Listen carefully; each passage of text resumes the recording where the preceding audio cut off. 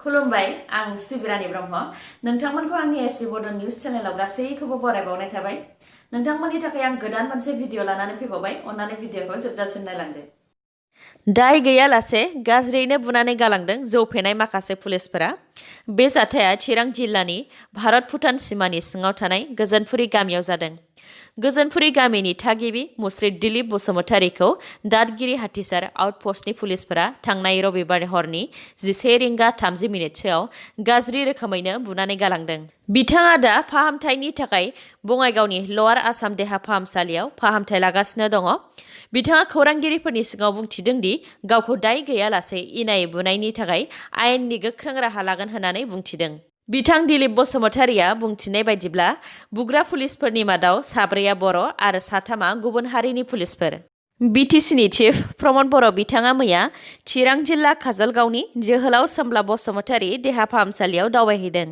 मख'नो गोनांदि थांनाय 18 दिसेम्बर खालिबो क'क्राझार सोहोराव थानाय रुपनाथ ब्रह्म देहा फाहामसालियाव हरखाबै नायगिदिंहैदोंमोन बेनि उनाव मैया चिरां जिल्ला काजलगावनि जोहोलाव सोमब्ला बसुमतारी देहा फाहामसालियाव बिथां प्रमद बर'आ दावबायहैदों बिथाङा देहा फाहामसालिनि सिङाव हाबनानै बेरामिफोर आरो गुबुन गुबुन बिबानाव थानाय सोद्रोमाफोरजों गुवारै देहा फाहामसालिनि जेंनाफोरनि सोमोन्दै सावरायलायदों बेजों लोगोसे बन्द जानानै थानाय मेसिनफोरखौ थाबैनो बानायफिननांगौनि थाखाय गोख्रों रावजों जइन्ट डाइरेक्टरखौ बिथोन होलांदों बिथां प्रमद बर'आ बुंथिबावदों दि बिटिआर एबा चिरां जिल्लानि सोरखारि देहा फाहामसालिया मोजाङै सोलियोब्ला गोरिब गुन्द्रा रायजो राजाफ्रा मोजाङै खाबु मोनगोन बिथाङा बुंथिबावदों दि देहा आरो सोलोंथाइ जौगाहोनायानो गिबि आयदा होननानै बुंथिदों आरो उननि समाव बेबायदि जेंना नुजानाय नङा होननानैबो बुंथिदों UPPL, BJP आरो GSP हान्जाया जयै एलायन्स जानानै बिटिसिआव सोरखार दाखांबाय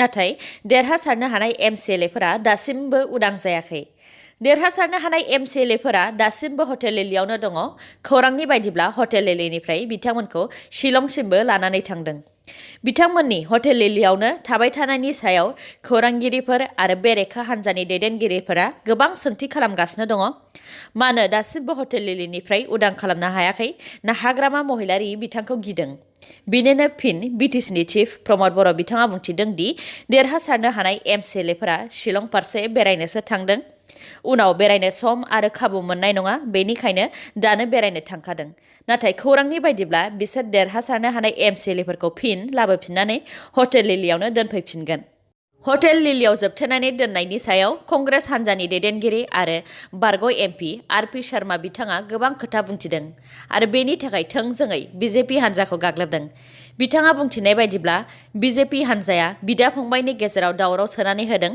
बिदा फंबायखौ मोनथाम बाहागोआव रानदों आरो बर'नि हारि हारिमुखौ फोजोबस्रांनो लामा लादों बिथाङा बुंथिबावदों दि बर' हारिनिफ्राय सासेल' रायजो सभानि MP दंमोन बेखौबो बिबान एंगार होनानै डक्टर हेमन्त बिश्व शर्माया गावसोरजों लानानै थांबाय थांनाय बिटिसि बिसायख'थिखौबो रांनि बोलोजोंसो देरहादों होननानै अजद दैखांदों बिथां RP शर्माया बर' हारि हारिमुखौ रैखा खालामनो थाखाय गासै बर'फोरखौनो खौसे जानो खावलायदों बिथांमोनहा बेनि साननैसो सिगांबो बे एखे खोथाखौनो रायजो दलनि दैदेनगिरि बिथां दिवस फुकनाबो बुंथिदोंमोन गासै बर' हारिखौनो खौसे जानो खावलायदों नङाब्ला गोमालांगोन बर'नि हारि हारिमुवा होननानै बुंथिदों बिथांमोननि बुंनाय खोथाफोरखौ जों बयबो गाव गावनि मोनदांथिजों बिजिरनानै नायनाया गोनांथार होननानै आं सानो बेखौ राजखान्थि नोजोरजों नायालासे बर' हारिनि नोजोरजों नायनानै बिजिरनांगोन अब्लासो माया थार आरो माया गोरोन्थि बेखौ नुनो मोनगोन जार्मानियाव जानाय कलकने बक्सिं वर्ल्ड कापआव इन्डियाया गासै 9 मेडेल मोनबोनो हादों 9 मेडेलनि मादाव 3 गल्ड मेडेल 2 सिलभार आरो 4 ब्रन्ज 3 गल्ड मेडेल एबा सनानि मेडेलफोरनि मादाव सेथियाव दङ अमित पांगाल बिथाङा मेन्स फ्लाइवेट 52 केजि केटेगरियाव गल्ड मेडेल देरहानो हादों नैथियाव दङ सिमरनजीत कौर बिथाङा वमेन्स 60 केजिनि खथायाव देरहासारनो हादों थामथियाव दङ मनीषा मन बिथाङा वमेन्स 57 केजिनि खथायाव देरहासारनो हादों भिडिअखौ जोबजासिम नायलांदो लोगोसे नोंथाङा दासिमबो आंनि चेनेलखौ साबस्क्राइब खालामाखैबा अन्नानै साबस्क्राइब खालामदो लोगोसे बेल आइकनखौबो क्लिक खालामदो जाहाथे गोदान गोदान भिडिअ लानानै आं फैयोब्ला नोंथांनाव सिगांग्रो नटिफिकेसन सौहैयो आफगानिस्तानाव तालिबान उदखारि हान्जानि सा 74 उदखारिफोरखौ गावथारनो हादों आफगानिस्ताननि कान्दाहार प्रभिन्सआव आफगान नेशनेल आर्मिया तालिबान उदखारि हानजाफोर थाग्रा जायगायाव अपारेशन खालामदोंमोन। बे अपारेशन खालामनायाव आफगान नेशनेल आर्मिया गासै 74 तालिबान उदखारि हानजाफोरखौ गावथारनो हादों आरो 15 उदखारिफोरा जोखोम जादों। खौरांनि बायदिब्ला उदखारिफोरनिफ्राय गोबां हाथियारबो बोखांनो हादों। बे खौरांखौ मैया आफगान मिनिस्ट्रि अफ डिफेन्सआ फोरमायदों।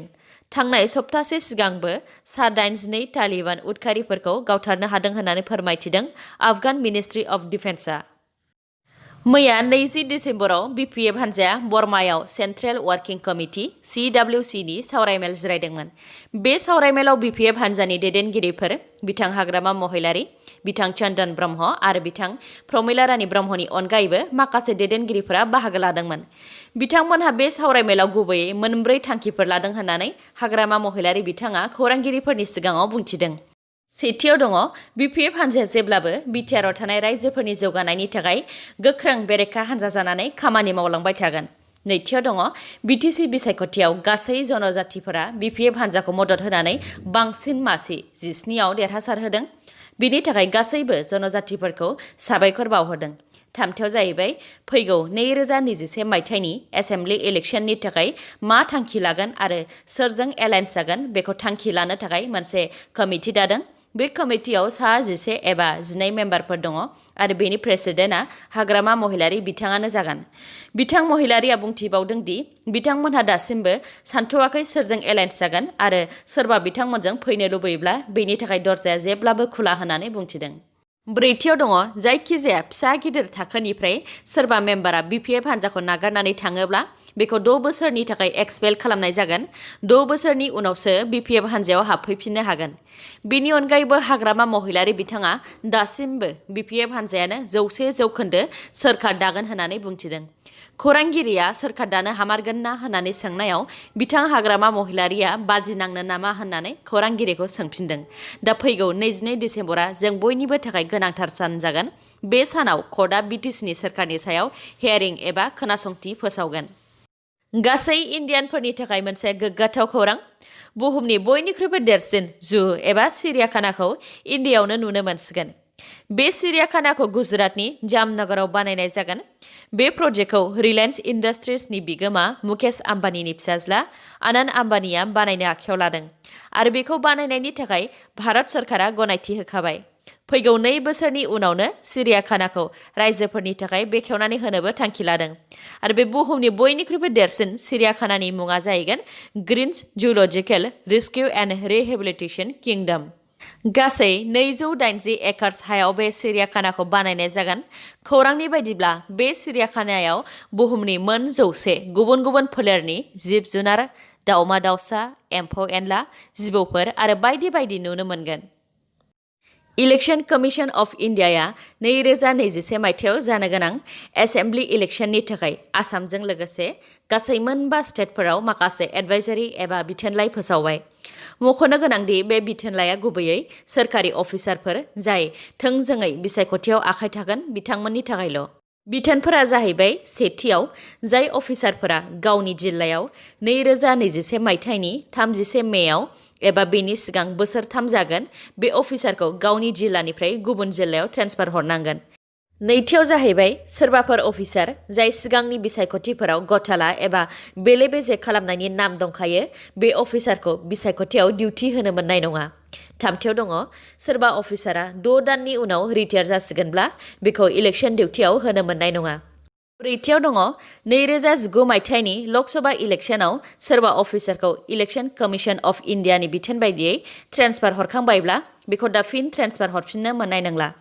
इलेक्शन कमिशन अफ इन्डियाया बेबायदि बिथोन होनायनि गुबै थांखिया जाहैबाय जाहाथे बिसायख'थिखौ फ्रि एन्ड फेयार एबा जेबो बेले बेजे गैयालासे खुंफुंलांनो हायो। मख'नो गोनांदि सोलिबाय थानाय आसामनि लेजिस्लेटिभ एसेम्बलिनि टार्म्स एबा समा 30 मे 2021 मायथाइयाव जोबसिगोन। 2020 मायथाइयाव हायार सेकेन्डारि आनजादाव सेथि मासि लानानै उथ्रिसारनो हानाय गासै सा 22,245 फरायसुलिफोरनो मैया गुवाहाटीनि आमिनगाव नुमली जला पेरेड ग्राउन्डनिफ्राय स्कुटि राननायखौ बेखेवबाय। बे स्कुटि राननाय हाबाफारियाव आसामनि चिफ मिनिस्टार सर्बानन्द सन'वाल बिथां आरो सोलोंथाइ बिफाननि मन्थ्रि डक्टर हेमन्त बिश्व शर्मा बिथांमोनहा दंमोन। मैयानि सानाव गिबियाव मोननै जिल्ला कामरुप मेट्र आरो कामरुप रुरेलनि फरायसाफोरनो होग्रोदों। गुबुन गुबुन जिल्लानि फरायसाफोरा 2 आरो 3 जानुवारियाव गाव गावनि जिल्लायावनो मोननो हागोन। 2018 आरो 2019 मायथाइनि स्कुटि राननाय हाबाफारिखौ दोनथ'नाय जादोंमोन। दा फैगौ फेब्रुवारि 2021 मायथाइयाव फरायसुलिफोरा स्कुटिखौ मोननो हासिगोन। मख'नो गोनांदि 2020 मायथाइयाव हायार सेकेन्डारि आनजादाव सेथि मासि लानानै उथ्रिसारनो हानाय हिन्जावसा फरायसाफोरा गासैबो स्कुटिखौ मोननो हागोन। नाथाय 2019 मायथाइयाव उथ्रिसारनो हानाय टप 10,000 हिन्जावसा फरायसाफोराल' स्कुटिखौ मोननो हागोन आरो 2018 मायथाइयाव उथ्रिसारनो हानाय टप 5,000 फरायसुलिफोराल' बे स्कुटिखौ मोननो हागोन। दिनैनि भिडिअआ एसेनोसै। गाबोन आरो गोदान भिडिअजों लोगो मोनफिनबावगोन। नोंथाङा दासिमबो आंनि चेनेलखौ साबस्क्राइब खालामाखैबा अन्नानै साबस्क्राइब खालामदो, लोगोसे लाइक, कमेन्ट आरो शेयार खालामनो दाबाव। गोजोन्थों।